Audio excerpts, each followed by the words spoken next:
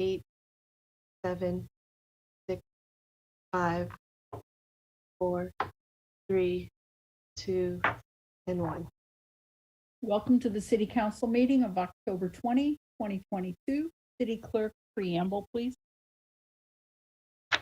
This meeting is compliant with the Ralph M. Brown Act as amended by California Assembly Bill number 361, effective September 16, 2021, providing for a public health emergency exception to the standard teleconference rules required by the Brown Act. The purpose of this is to provide a safe environment for the public, staff, and council members while allowing for public participation. The public may address the council using exclusively remote public comment option. The council may take action on any item listed in the agenda. Members of the public may view the City Council meeting by logging into the Zoom webinar listed below. City Council meetings can also be viewed live and are on demand via the city's YouTube channel, youtube.com/Brisbane CA, or on Comcast Channel 27. Archive videos can be replayed on the city's website, brisbaneca.org/meetings. City Council meeting will be an exclusively virtual meeting. The agenda materials may be viewed online at brisbaneca.org at least 24 hours prior to a special meeting and at least 72 hours prior to a regular meeting. Meeting participants are encouraged to submit public comment in writing in advance of the meeting. Aside from comments following the Zoom webinar, the following email and text line will also be monitored during the meeting, and public comments received will be noted for the record during oral communications 1 and 2, or during an item. Email ipadilla@brisbaneca.org, text 628-219-2922, and join the Zoom webinar with the ID 991-9362-8666. Passcode is 123456, and the call-in number is 1-669-900-9128. If you need special assistance to participate in this meeting, please contact the City Clerk at 415-508-2113. Notification in advance of this meeting will enable the city to make reasonable arrangements to ensure accessibility to this meeting. Thank you. Thank you, City Clerk. I'm calling the meeting to order at 7:34 p.m. Would you please join me in the Pledge of Allegiance? I pledge allegiance to the flag of the United States of America and to the republic for which it stands, one nation, under God, indivisible, with liberty and justice for all. City Clerk, could we have a roll call, please? Councilmember Cunningham, I am here. Councilmember Davis. Here. Councilmember Lentz. Here. Councilmember O'Connell. Here. Mayor Mackin. Here. Thank you very much. Could we have a report out of closed session? Our legal counsel here tonight is Michael Roush. Thank you, Mayor, members of the council. Michael Roush, Special Counsel for City of Brisbane. The council did meet in closed session to discuss one of the two items concerning labor negotiations and provided direction to staff. The other item, the closed session was continued till after the regular meeting for the council to take up the second item on its agenda. Thank you very much. And can I get a first and second to adopt the agenda as it stands? So moved. Second. Second by Lenz. Roll call, please. Councilmember Cunningham. Aye. Councilmember Davis. Aye. Councilmember Lentz. Aye. Councilmember O'Connell. Aye. And Mayor Mackin. Aye. Tonight we have a presentation by Jan Pepper, who's the CEO of Peninsula Clean Energy. And Jan, we're very pleased to have you here tonight. Can't wait to hear what you have to say. Please take it away. Thank you, Mayor Mackin, and all of the Brisbane City Council and all of the members of the public and Brisbane City staff. I will share my screen. I have some slides to share with you. Okay. So we're very pleased to be able to meet with you tonight. I think it's been quite a while since we were last here at Brisbane, so a lot to report on. So as you hopefully are well aware, we are your community choice aggregator. We're an energy company, we're a not-for-profit public agency, and we were launched in 2016. every city council in San Mateo County, including Brisbane, and the County Board of Supervisors voted unanimously to join us in 2016. And this is the founding board of directors, and Lori Liu was the representative from Brisbane at that time. So how does it work? We are the generation provider. We contract for power from different types of power plants. We put that energy on the electric grid. PG&E delivers it on their poles and wires, and then you as customers save money and get a clean and green product. So we're happy to report that 97% of the electricity customers in Brisbane are Peninsula Clean Energy customers. And there are two products that we offer. The default product that everyone was automatically enrolled in when we launched in 2016 and 2017 is called Eco Plus. It's currently 50% renewable, 100% carbon free, and is priced at 5% below PG&E's equivalent generation rate. And if you want to upgrade to a 100% renewable product, we offer Eco 100, and it costs 1 cent per kilowatt hour more than the Eco Plus. So it's about $4 more per month for the average customer. And happy to report that all Brisbane municipal facilities have opted up to Eco 100. So all of your city facilities are receiving 100% renewable energy, and it's a mix 50% solar, 50% wind. And because we've been offering our product at 5% below PG&E's rate since we started, in 2021, Brisbane customers saved $261,000. So over the 6 years that we've been delivering electricity to you, we do 6 times 261. That's over $1 million, like between 1 and 1.5 million in savings for Brisbane residents and commercial customers, money that stayed in your pocket rather than going to PG&E. And also because of the cleaner electricity that we've been delivering to you, the greenhouse gas emissions compared to 2016 have been reduced by 98% from electricity. So this has helped a lot of communities, and likely yours as well, in meeting your climate action plans and trying to figure out ways to reduce your GHG emissions. So reducing them from electricity has a big impact. And you have also been recognized by the EPA Green Power Community Program for your leadership in renewable energy by adopting 100% renewable energy for your municipal facilities.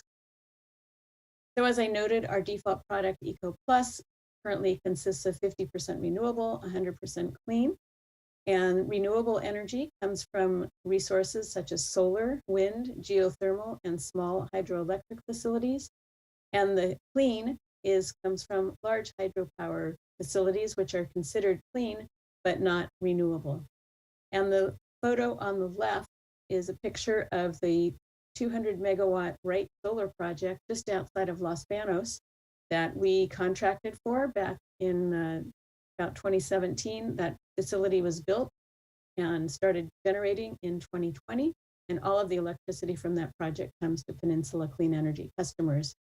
And then the photo on the right is of a wind project in the Altamont Pass. It's also delivering electricity to all of us. We have a very ambitious and industry-leading goal, which is to deliver 100% renewable energy in every hour of every day for our 310,000 plus customer accounts by 2025. And at our board retreat in September, where Colleen heard all about this, we presented the results of the modeling that we've been doing, and we've identified the additional resources we need to add to our portfolio in order to do this. And by our estimation, we can do this and continue to save our customers money. We can do this and it'll be affordable for our customers. And we hope that this will set an example for the entire electricity industry and accelerate moving to a more sustainable electric grid. So basically, we would not be relying on any fossil-based resources at all. We would use energy storage to store any excess renewables that are generated during the afternoon, such as from solar facilities, and then use the storage facilities to discharge that energy back into the grid when the amount of renewables that we have available is less. So we will not be relying on any fossil resources. So we're also partnering with our communities to go 100% greenhouse gas free in areas besides electricity. So using this very clean electricity to power our transportation and our buildings. So if we can electrify everything with this clean electricity, we can further reduce greenhouse gas emissions. So there was a survey done or a study done to determine what are the emissions overall in San Mateo County. And in 2019, there was an emissions inventory conducted, and we find that almost half of the greenhouse gas emissions come from transportation, and almost 30% come from methane use in buildings for heating water, heating, space heating, and for cooking. So these are the two areas that we're focusing on to move people away from fossil fuel use in those areas with the clean electricity that we produce. So one of the areas for buildings is the adoption of REACH codes, and 18 jurisdictions in San Mateo County, including you, have adopted REACH codes. And this goes beyond, reaching beyond what the state building codes are to further decarbonize our buildings. Most cities adopted REACH codes that affected new construction. For new construction, the idea was to have that all be electric and not install gas appliances. And we provide model REACH codes for cities to adopt on their own. We also provide technical assistance, and we're going to be working with you over this next year as you look at your 2022 building code update. We have a lot of other programs to support our community, and these are a few of them that we're doing. One is to help people get electric vehicles.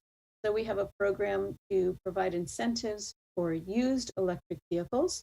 And in fact, 2 residents in Brisbane have participated in that program.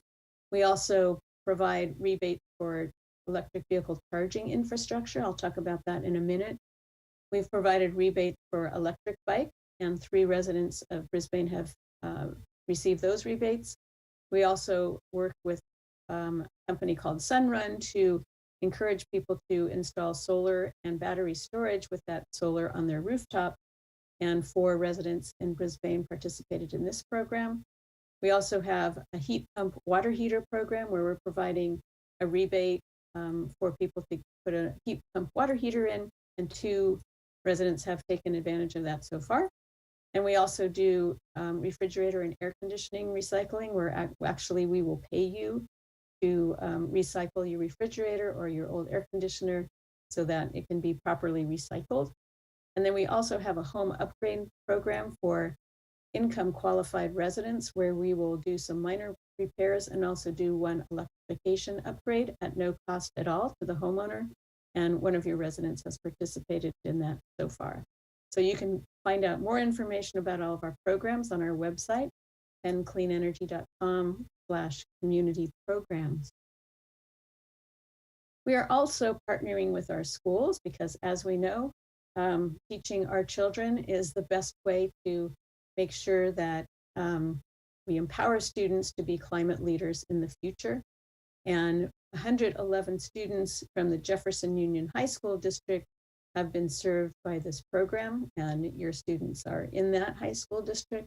106 students received curriculum from teachers who were involved in our teacher fellowship program and put together an energy curriculum for their students. And 5 students participated in the Youth Climate Ambassadors program, which is where they do a capstone project to figure out something that they can do to help their community. So we love working with the students. They're so energetic and eager to learn, and it's a great way to get involved in the community. So just to highlight some of the things going on in your community, we're currently working with your city to install 30 ports at 30 EV charging ports at city facilities, including 10 at City Hall. We're working with property owners at 5 multifamily housing sites and 1 commercial office to install electric vehicle charging ports. And we're also in the process of partnering with you through our government PV program to provide an 11 kilowatt solar system at the Mission Blue Center. So we're eager to get going on that and add that solar system to your facilities. And then, of course, our board of directors includes Mayor Colleen Mackin, who's a very engaged board member, and we really appreciate your engagement and your interest in what we're doing, Colleen. And your city manager, Clay Holstein, is our alternate board member representing Brisbane. So we love your involvement. I know Madison was on our board a few years ago. So we are here all the time to answer any questions that you might have.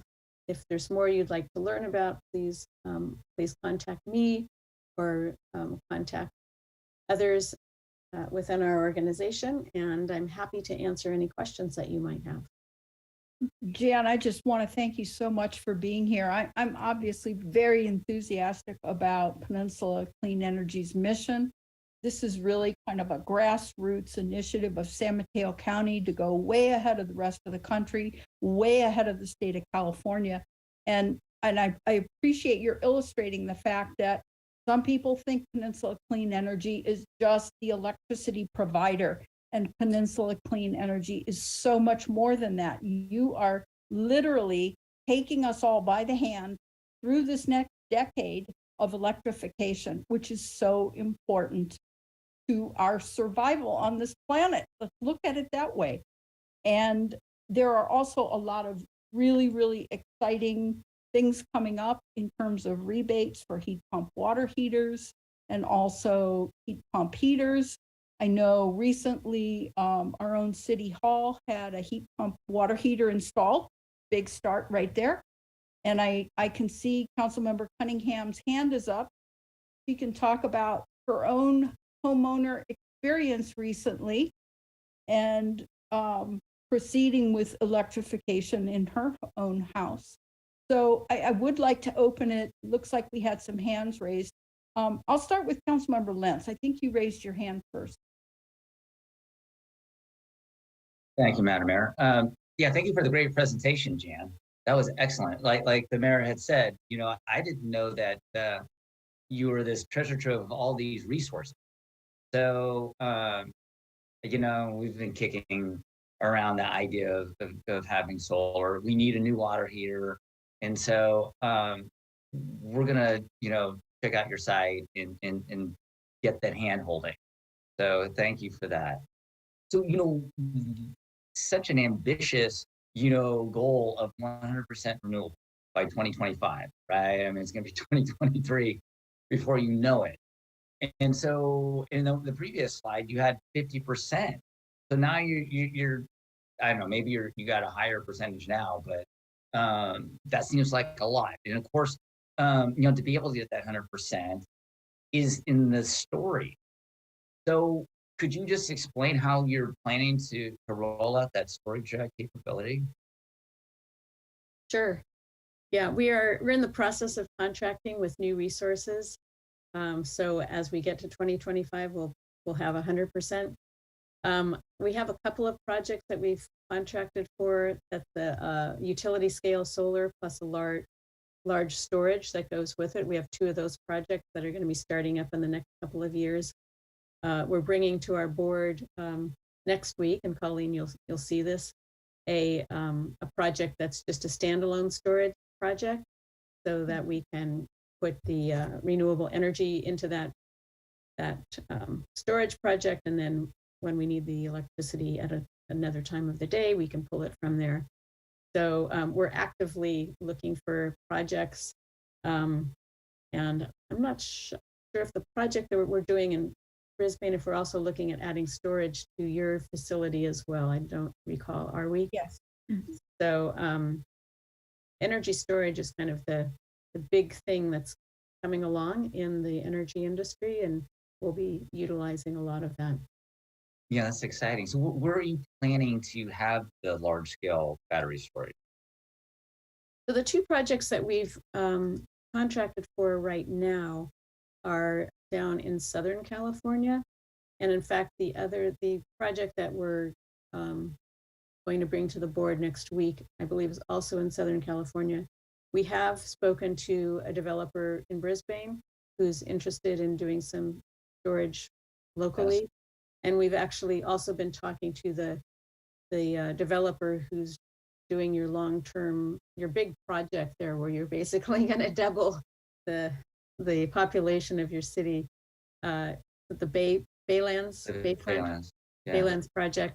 So we've been talking to them about how we can work with them and, have the housing be all electric and things like that.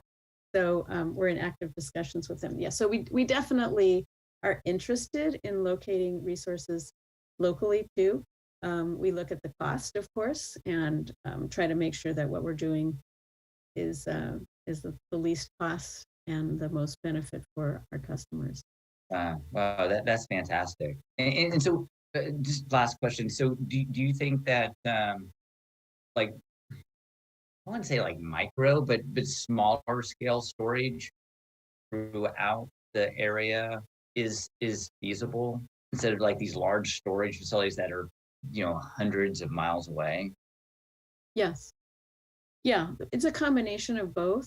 So our solar plus storage project that we're doing just for rooftops to have people add storage to their solar systems now helps for reliability, because again, in the afternoon when the solar projects are all generating, there's more solar that's being produced than is needed.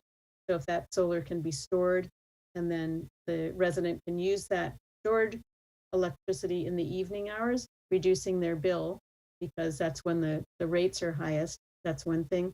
But we'll probably also start looking at some smaller locally situated storage as well. Another one of our CCA brethren is looking at that. So we'll be watching what they're doing and seeing how we can incorporate that as well.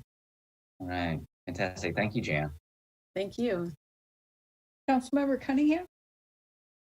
My favorite topic. We've been working on trying to get our home as friendly as possible for many years, but like everybody else, there are financial considerations, there are restrictions relative to your roof when you're putting solar on a roof, et cetera, and we've come down this road, and as we speak, we are in the process of installing not only a heat pump but a heat strip to go along with the heat pump. And what a learning process that is for everybody. And I will be getting in touch with you, because I do find the information, you guys put it out because you study this stuff all the time. But I consider myself a lay person in this area of, okay, what do I do about this heat pump thing? And so when I'm asking all of these questions and asking all these same questions at the Bowska level relative to, saving water, et cetera, it's huge. And the information I don't think is clear enough yet for all of us lay people, I would say, to really understand. So we are doing this. I have 2 Instant Pots and a beautiful huge gas stove that gets very rarely used these days. But look, just looking at our energy use, and even putting in a toaster oven rather than turning on my big electric oven for small jobs has been huge, looking at these numbers. Another thing I just want to bring up, I'm on the CCAG board, and one of the things we were talking about last week, and I'll be talking to council about this later today, is, we got to put electric charging on our home for our car, but 90% of the time that sits idle. And so even going down to the very small level of, hey, you encourage 10 people on my street to get electric vehicles, but the charging situation, especially in the multifamily units, is an impossible task. And we know that a lot of the poorer families who are commuting long distances are creating a lot of the problems relative to greenhouse gas emissions. But they don't, certainly, even if we could get them into an electric vehicle, they can't charge them. So maybe even that conversation of, you know, mine is sitting out there. We have 2 electric vehicles in the driveway, but my charger wasn't used all day long. So maybe that's a conversation we can have too. But it's been very exciting and a 90% upward learning curve. And I thank you so much for the presentation and for what you're bringing into our community. And if our home can end up being a showcase for this, I'd be happy. That'd be great. Yeah. Yeah. What you expected, Mayor Backen? Thank you. Thank you so much. I would just add that Brisbane's always been very eco-conscious, and it's really exciting to see every Peninsula Clean Energy Board meeting that we have. There's so many developments happening. This is probably one of the most motivated staffs I've seen of a nonprofit ever. It just seems week by week things are accelerating at warp speed to try to meet these goals. And what in the beginning almost seemed impossible is just, it's happening. And it's going to take place. And there's some really exciting things coming with on-bill pay. Jan, I don't know if you even want to talk about that, but I think that's going to be a game changer in terms of people making those conversions to all electric. You want to mention just something about that? Yeah. We just launched on Monday, in fact, a 0% loan program. So if someone wants to install a heat pump water heater or heat pump space heater, we'll provide a 0 interest loan for up to $10,000 for a term of 2 to 10 years for any homeowner that is interested in that. So that would help them be able to navigate doing that kind of upgrade. And then it will just be paid off on your electric bill over time.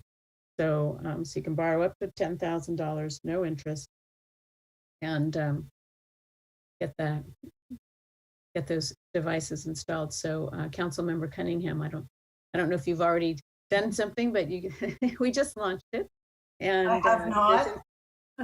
There's information. And I'm looking at a $12,000 bill, so we might be talking.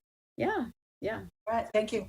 All the information is on our website, and Awesome. Certainly we would love to have you you all get the word out to your community. I don't know if you send out a newsletter or whatever to the community, but we're always happy to provide information to put in that to let people know. You're in all of our social media all the time, Jan, I can assure you. It's there. And really that on-bill pay is going to close the gap with people who financially just go, I can't do this all at once.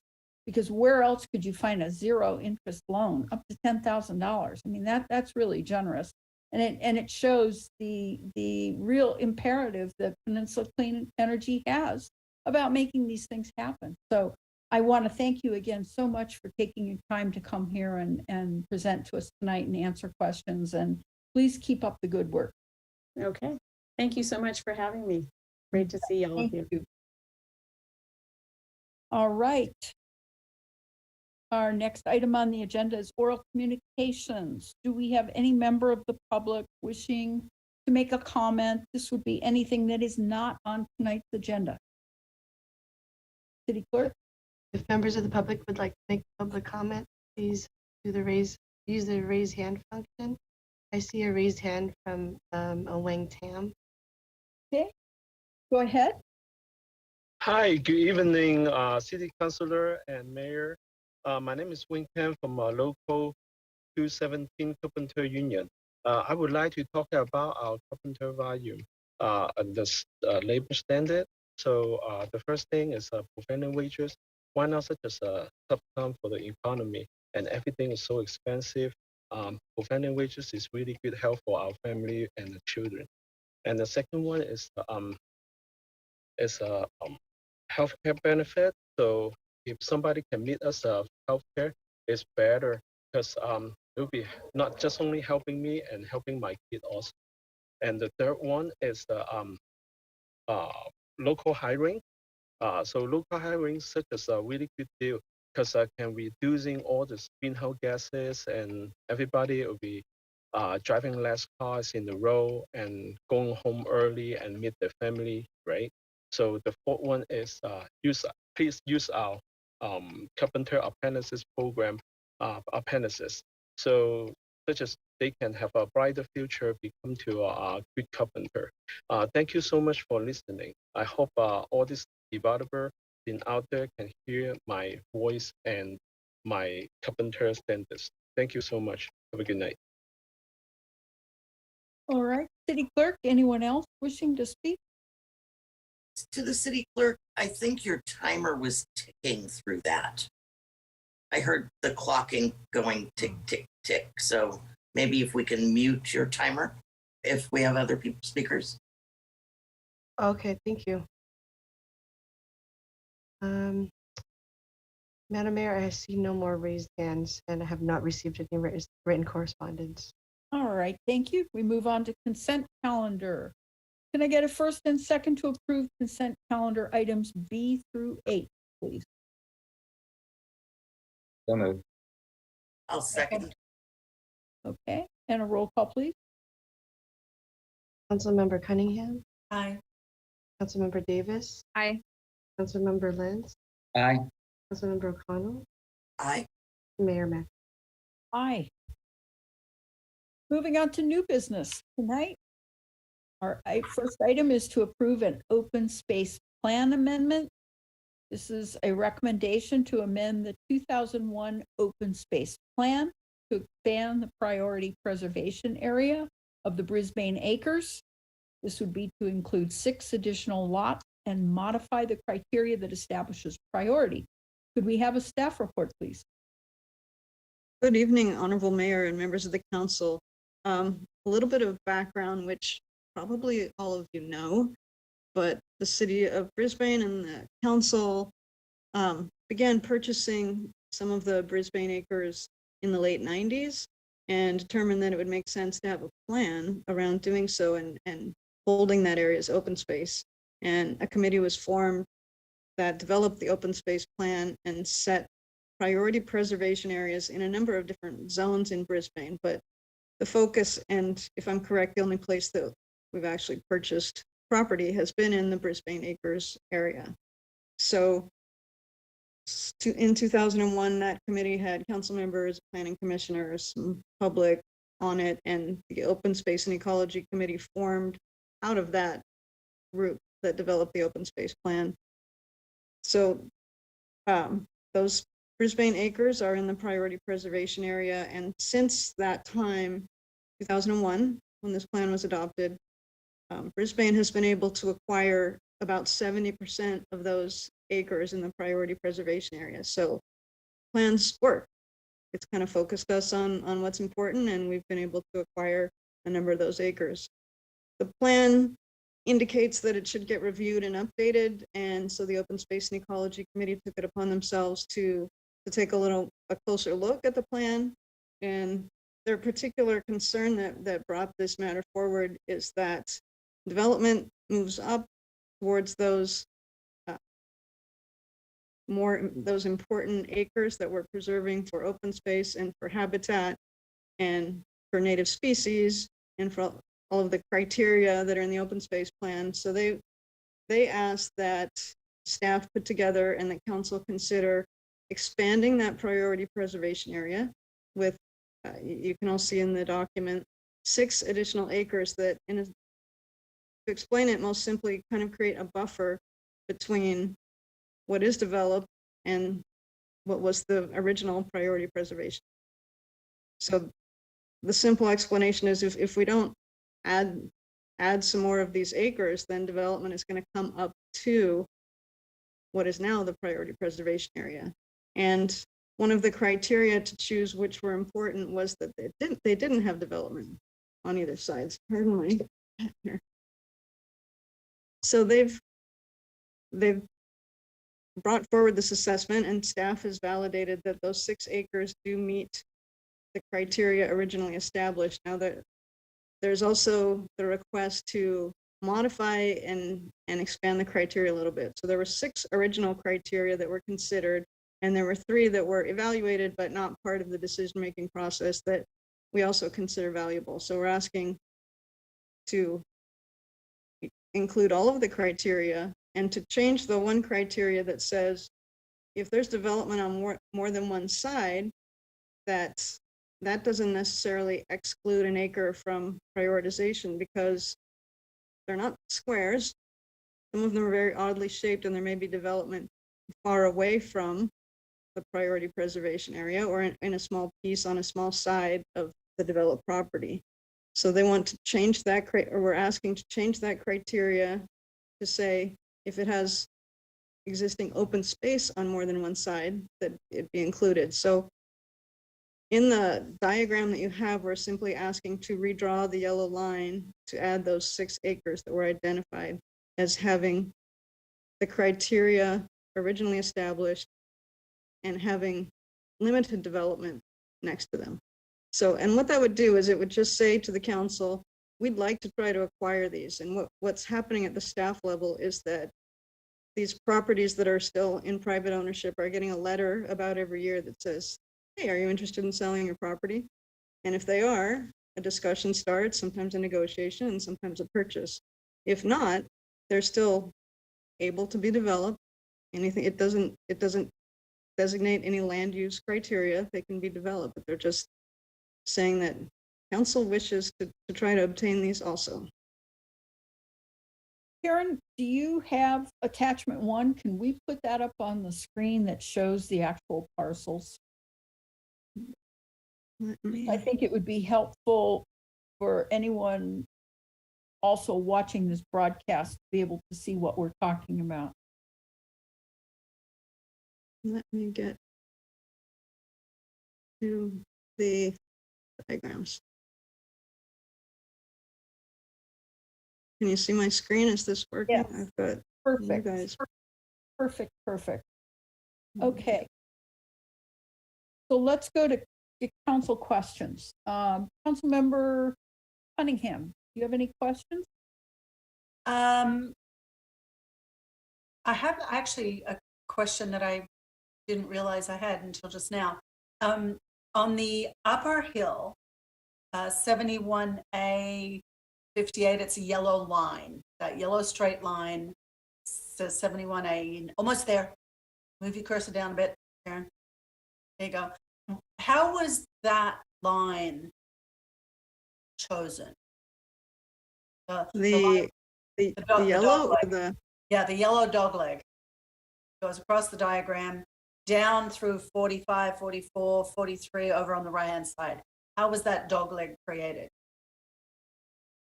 This dog leg here? Yeah. That's the city limits. That's the city limits there. It's Okay, county okay. park up here. Okay. I didn't know that. Yeah. Now I do. Thank you. Sure.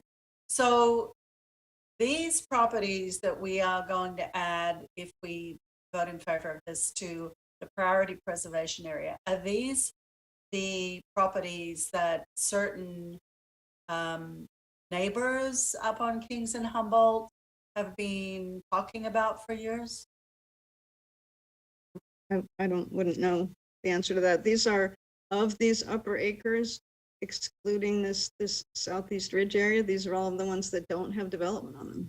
Got it. Okay, thank you. That's it. Councilmember Lynn? I don't have any questions for you, Karen, but I just want to thank you and OSEC for reevaluating these sites. I really like what you've done because, you could have a site that has a lot of great habitat, but if there's maybe a part of it that doesn't reach the bar, then it wasn't considered a parcel for the city to purchase.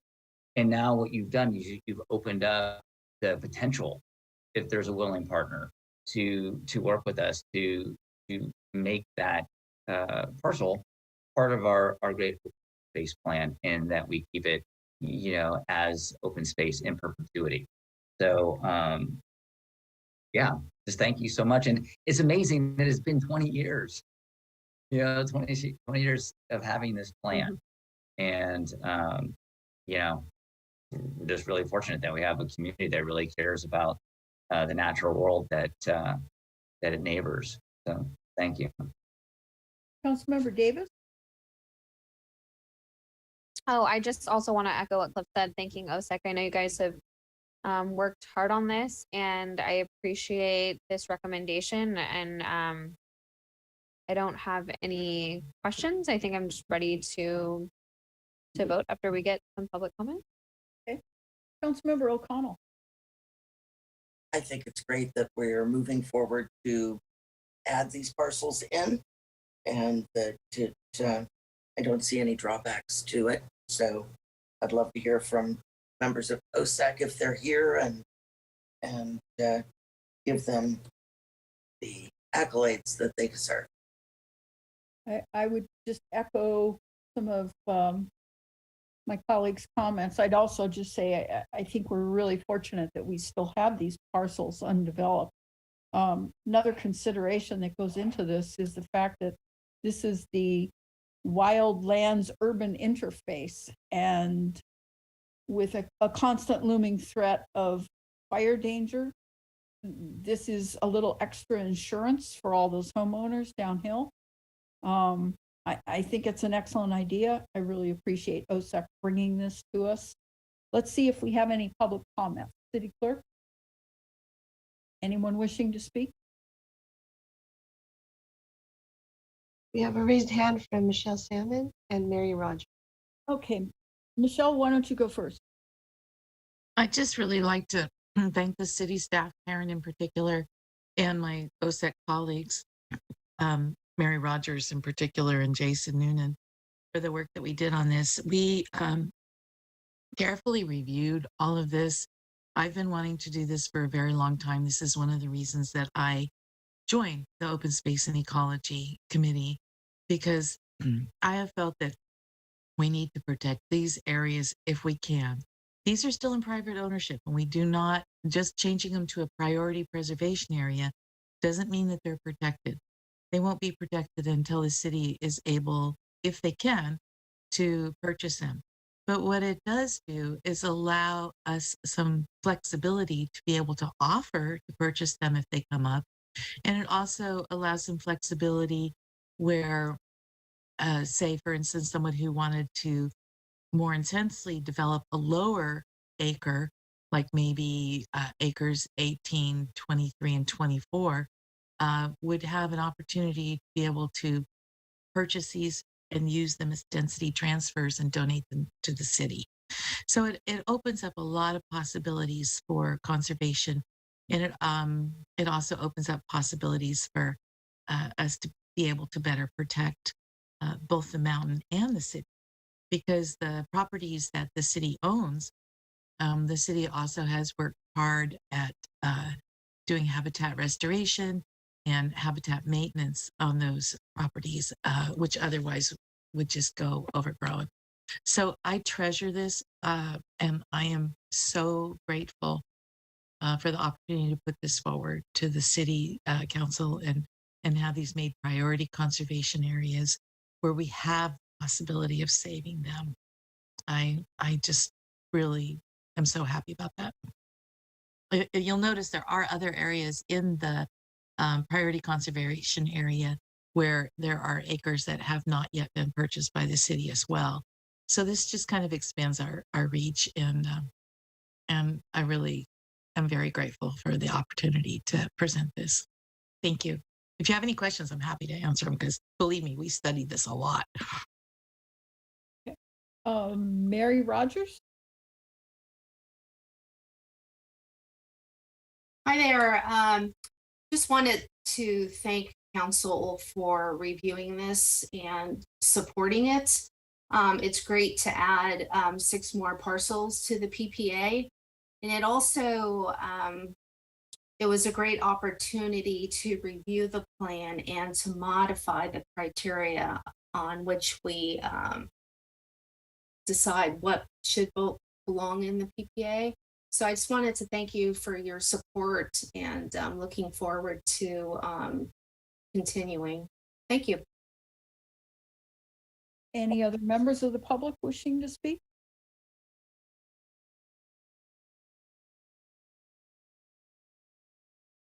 Madam Mayor, I have not received any written correspondences, and I see no more hands raised.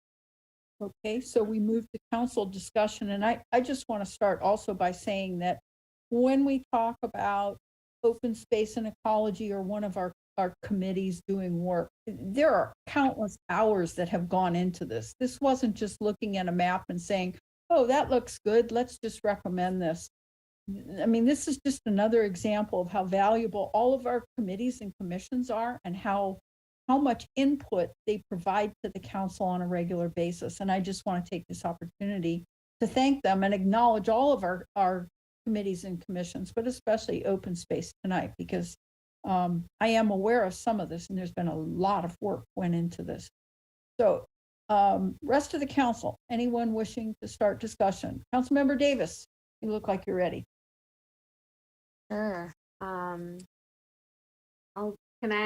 mean, do we want to have discussion? It sounds like we're kind of all on the same page. Maybe I can Make a motion. motion.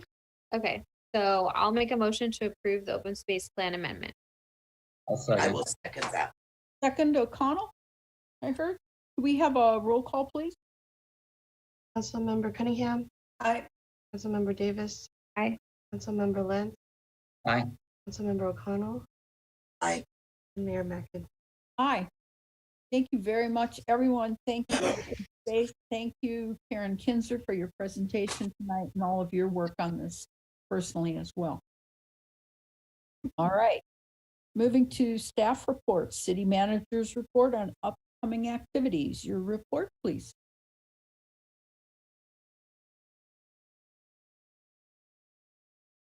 Thank you, Madam Mayor. Get on to the first item.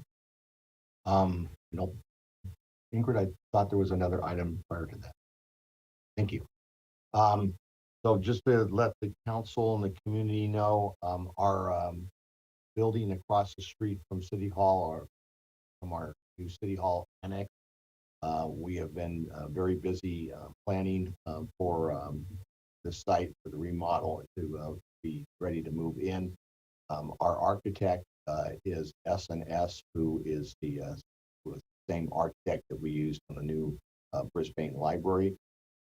We anticipate having before you before the end of the year, hopefully, a bid package to approve that we would then hopefully award bid early in 2023, and then be under construction sometime in the first quarter, and was hopefully be able to get into this building by the end of calendar 2023.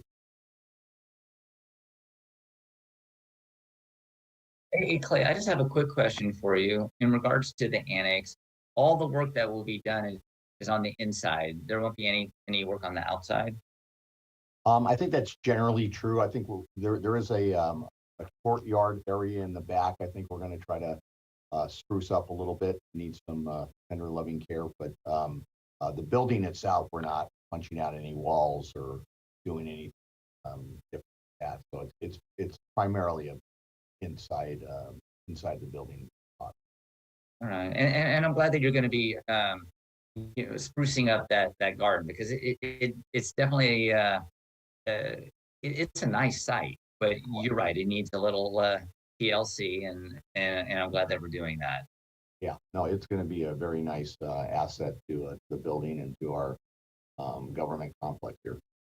So Clay, I had thought that we had planned to be occupancy at the end of 2023. Well, I would have loved to well, I think I said that, right? Yes, at the end of 2023. Oh, I mean, you mean 2022? 2022. Yeah, we've had it for a year now, right?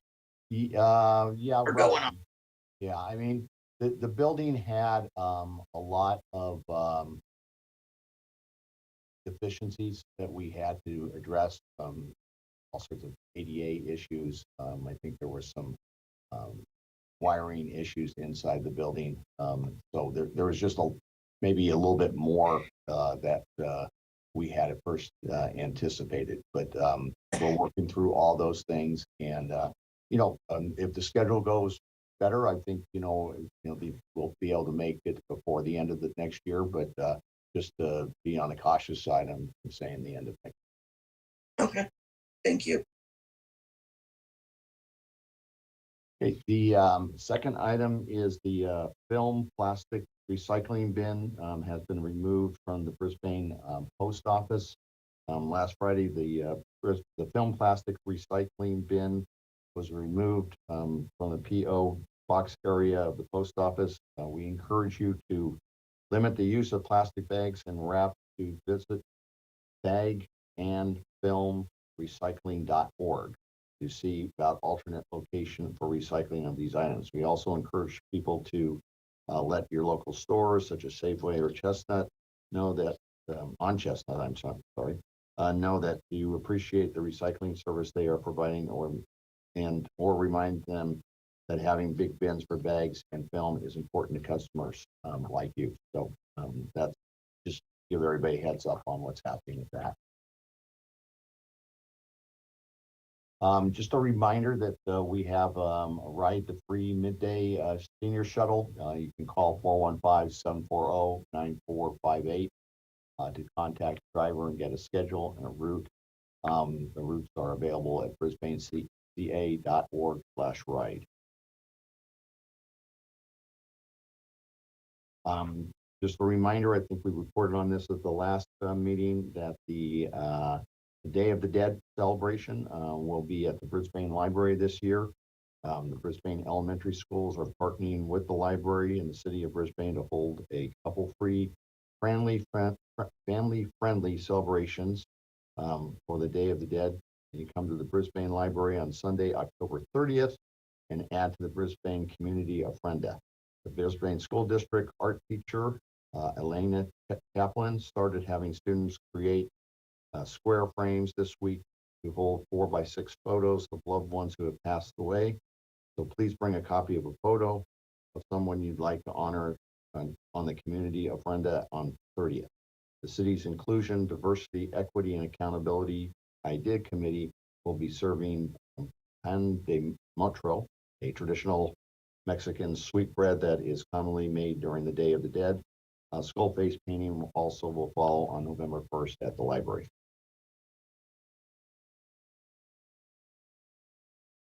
And then finally, registration is now open for the holiday food and gift distribution event on December 20th. You can bring new unwrapped toys to City Hall starting on Monday, October 24th. Be sure to register in advance. And we want to thank the YMCA Community Resource Center in South San Francisco and the Brisbane Police Department, who are working together again this year to provide food and holiday gifts to Brisbane residents who may need a little help this season.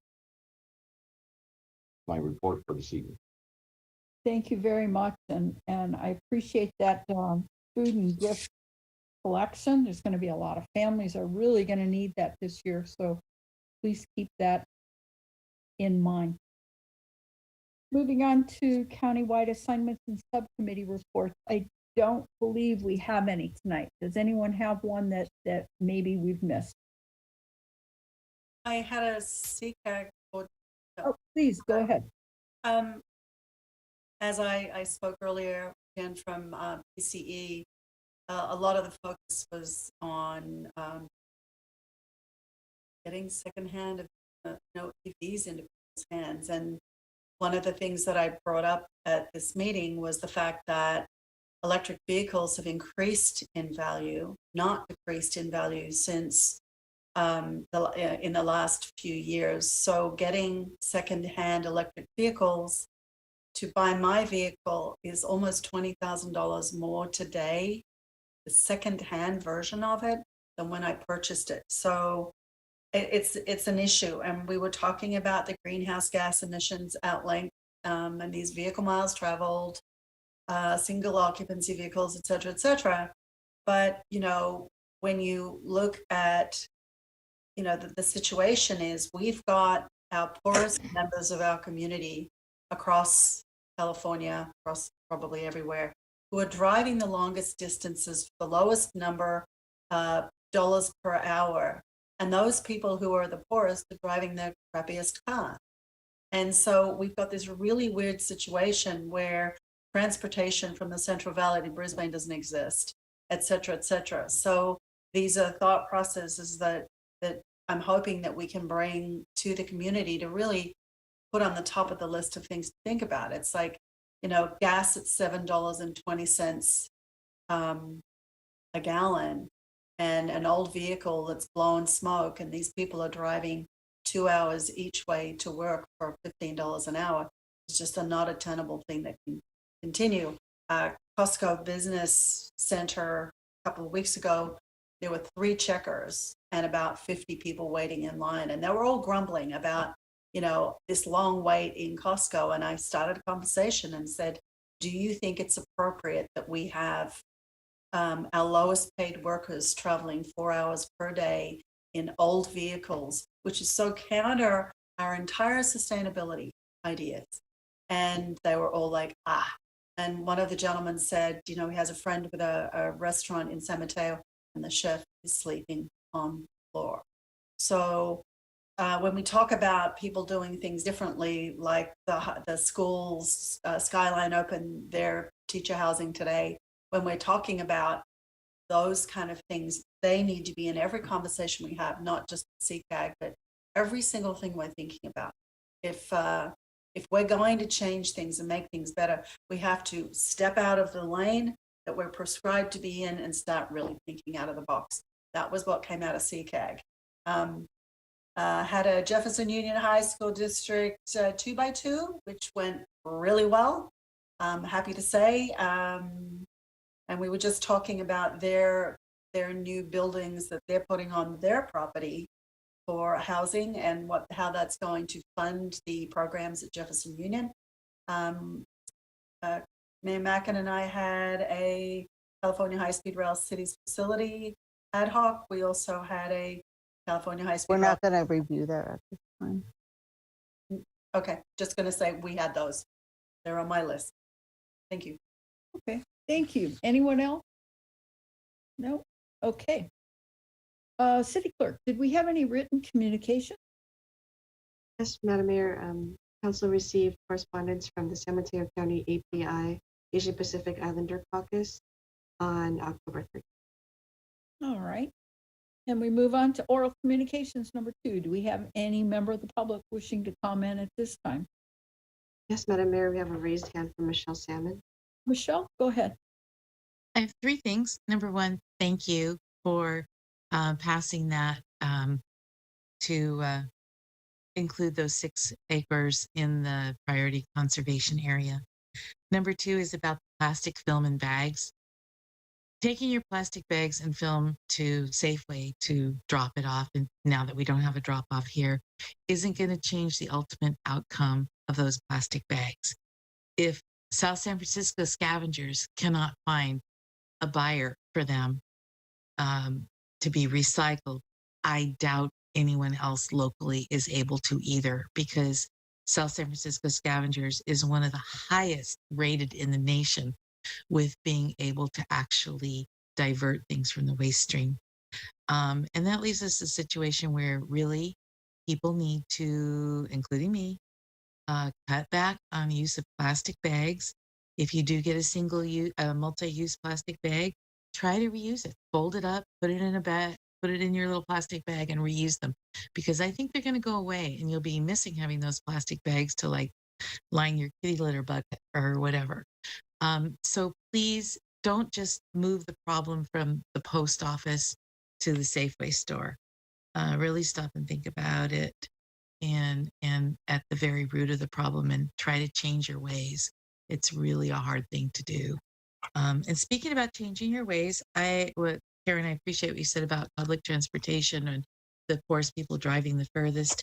I went to Hollister this weekend and I took the train all the way to Gilroy, and only goes 3 trains a day in the morning and in the afternoon, and only on weekdays.